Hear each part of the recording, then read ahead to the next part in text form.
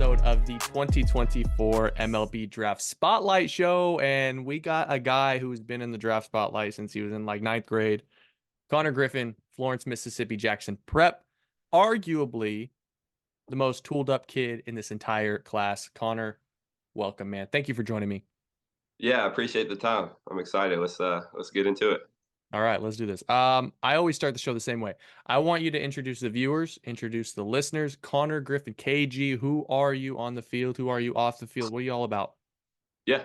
So my name is Konnor Griffin. I go to Jackson Prep High School, and I'm a five-tool player. That's my thing right there. So I love to hit, love to run, good arm strength. So I just have a lot of fun when I'm playing the game. Try to bring a lot of energy, and yeah, just try to be the best player on the field every time I step out there.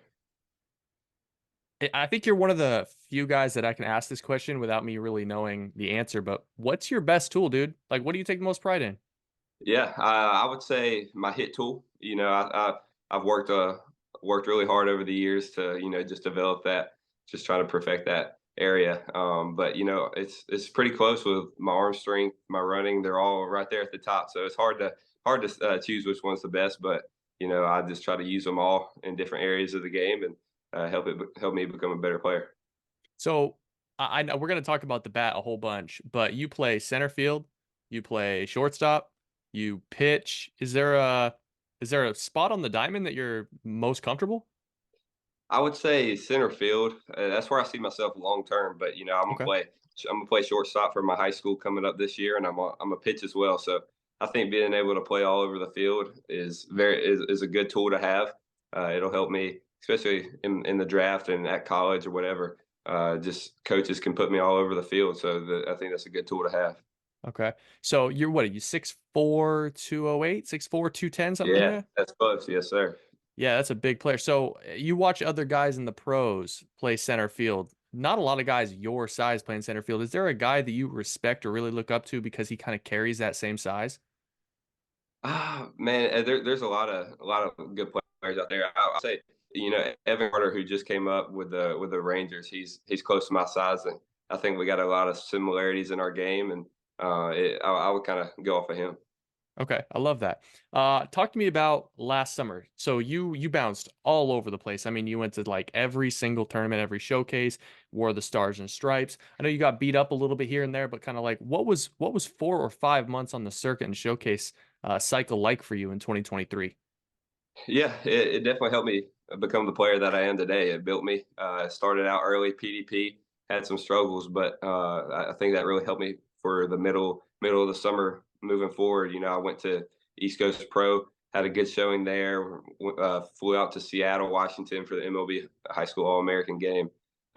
Did Arizona twice with perfect game, and then ended it off with the trials, and then making the Team USA going to Taiwan. So the summer was really good. I had some highs, I had some lows, but I feel like it really helped me, get myself out there. I feel like it was a really good summer.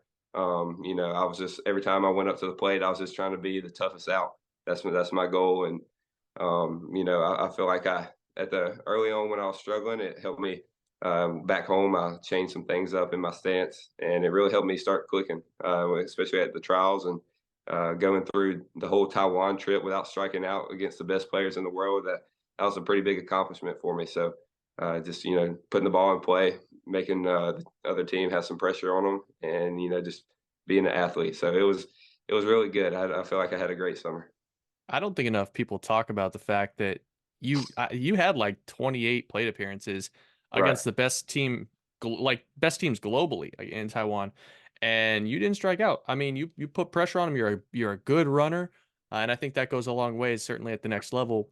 But I want to ask, with all those travels, man, I mean, not a lot of people take into consideration when a high school player gets drafted the amount of travel and dedication and commitment to their craft, just being on airplanes all year long, all summer long, what sort of an impact, like what do you take away from that rigorous schedule? Yeah, I mean, you definitely got to find time to get recovery in. A big thing that I used a lot this summer was Mark Pro. I'll stick it on my legs, my arms, whatever, just to get my legs refreshed. And sitting on that plane a lot, I flew pretty much to every event, so and then you're playing the next day. So you gotta get your legs going, and just taking good time to stretch, get your body feeling right, because if you're not feeling good, you're not going to perform. So your body comes first, and a lot of that also has to do with what you eat, trying to eat good, eating healthy. So, but yeah, those are really the main things that I tried to focus on, which helped me perform. Now, Connor, you've been in the spotlight for, I mean, there was videos made about you when you were in like ninth grade, like going into ninth grade. As a guy that has been in that spotlight for so long, what has this process been like for you? Has it just been like a roller coaster, a whirlwind? Like, where are you at, man? Man, it's been awesome. Especially starting with the recruiting process, college coaches, getting to build relationships with those guys.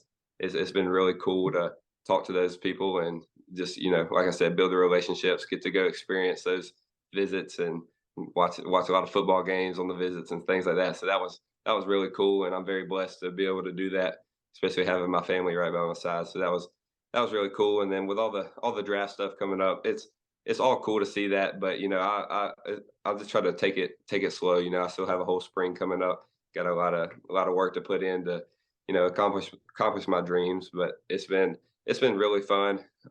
It's really rewarding. Just I put so much work in, especially when nobody's watching. Just sacrificing hours and hours of just perfecting my craft. But it's all coming together, and I'm thankful for one more year of high school, get to go out and have fun with the guys and try to go get another state championship. But it's definitely been a blessing, and I give all the glory to God. Tell me about Coach Jay. Tell me about the LSU Tigers. I mean, you Yeah, mentioned the draft. Like the draft is an option, right? But you got a pretty good fallback plan in Baton Rouge. I mean, that winning titles down there, putting guys at the top three of every single draft, it seems. Uh, Jay Johnson, LSU. What drew you in? man, he's relentless. That's the word we use. So he was recruiting me hard. He would send me letters in the mail. He would hop on a Zoom and break down swings from the summer, which I really enjoyed.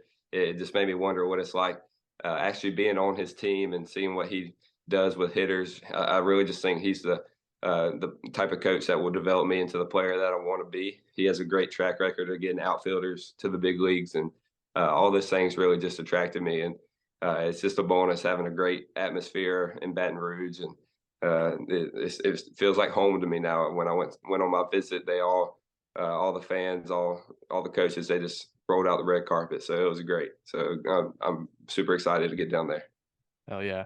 Okay, how about this winter, man? You got five tools to keep in shape. A lot of guys only have two, three. You got all five of them. I saw you sprinting in the cold here this week, and I'm curious, man, what does your winter look like? What are you focusing on? What are you trying to improve specifically? Yeah, so I'm in the weight room 4 times a week. So I'm not trying to get big and jacked and stiff, but I'm just trying to help myself stay an athlete. I'm working on mobility, agility work, just trying to stay flexible. And I have a good trainer that I'm working with. His name's Kyle Bergman. He lives in North Carolina. He has experience with the Detroit Tigers for 9 years. So he's strictly baseball, and we have a little app that I'm working with him, and he's posted every workout, and it's been great. So getting a lot of sprint work in, and just trying to, like I said, trying to continue to be an athlete. And also, I put in a lot of time shooting hoops and running routes in the yard. So I try to continue the multi-sport stuff. And even though I'm not playing on the team, I gave both those sports up. I'm still working on them, just because I think it helps me become a better athlete. But on the baseball side, I started hitting about a month ago. Just trying to be consistent with the barrels. That's my goal right now. Is just hitting the high velo, just being consistent off the machine, and then in the field, just working on being smooth, getting good reads in the outfield. And I love taking ground balls at short, so I'm working hard at that. Just trying to help my hands be a little quicker, and just getting ready for the season. I'm ready for it to be here. And tired of just kind of sitting around, just not playing any games. So I'm ready for it to be here. So, I mean, you're talented and decorated on the mound too. I'm wondering, do you plan on ramping up on the mound for this spring, or like what does that look like? Yeah. So I'm on a throwing program that's basically for getting me ready to be ready to go for the first game of the season, February 6th, I think. So So yeah, I'm gonna be pitching, and I'll be the game one guy, and because I love just being on the mound, controlling the game. It's just that competitiveness in me.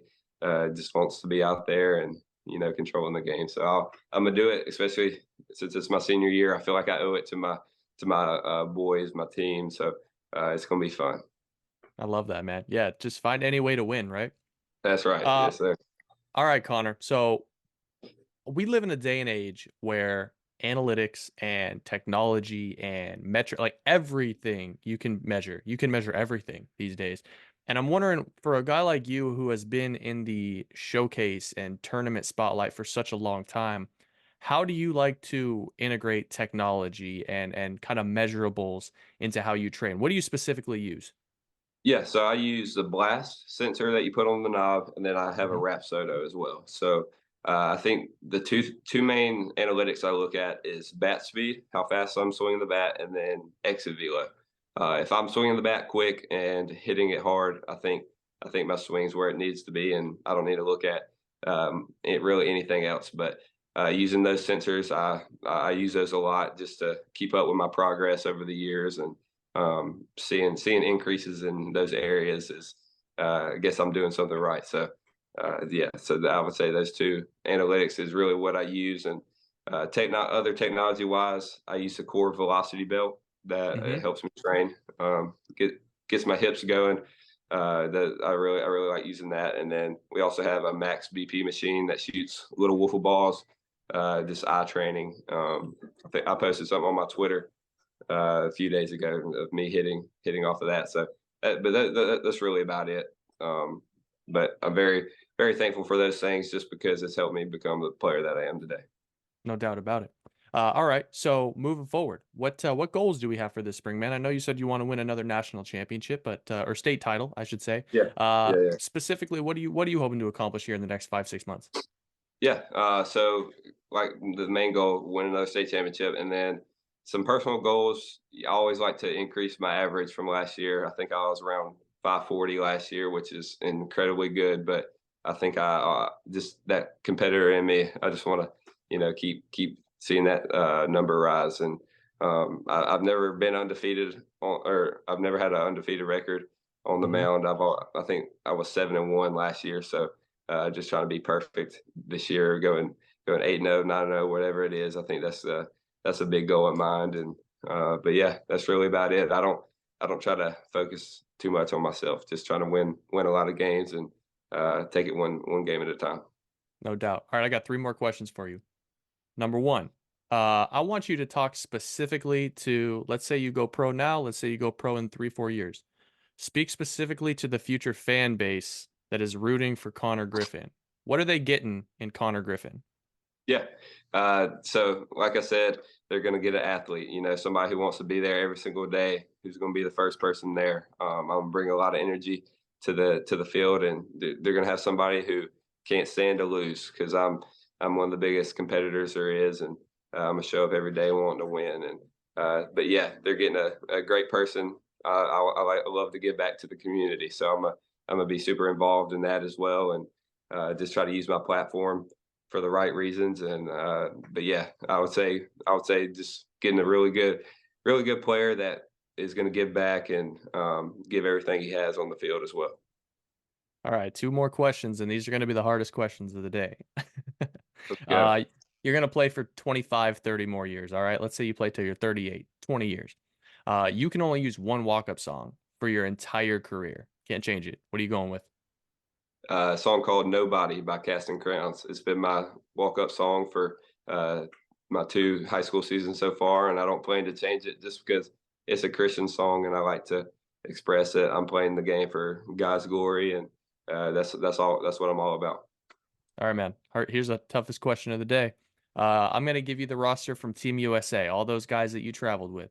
Who's the one guy from Team USA? No shot. You would let him date your sister. Shoot. Okay. Let's see. Man, this is probably probably Berkeley Mavis. But I'm you're going. you're gonna throw a catcher under the bus, bro? Yeah, I'm gonna throw a catcher. I'm gonna say I'm out on him. Really? So what is it about Berkeley? Because he was one of the most vocal kids I saw in San Diego. Yeah. That kid let you do how you were doing. Oh yeah. He's a great player, great communicator. So he helped us a lot on the Team USA. But I think he has a little growing up to do. So I'm a not in a bad way. I love him. He's a great kid, great guy to be around. But Well, yeah, I would say. Berkeley is gonna be my next guest because I'm gonna throw this right back at you. Yeah, I expect him to say I'm the one he wouldn't let. Yes. I will definitely put the ball on the tee for him. Konnor Griffin, man, thank you so much for joining the show. Excited to see what this spring looks like for you if you end up in the draft, if you end up at LSU. Baseball has got a really good dude in you representing it. So thank you, man. Thank you for having me on.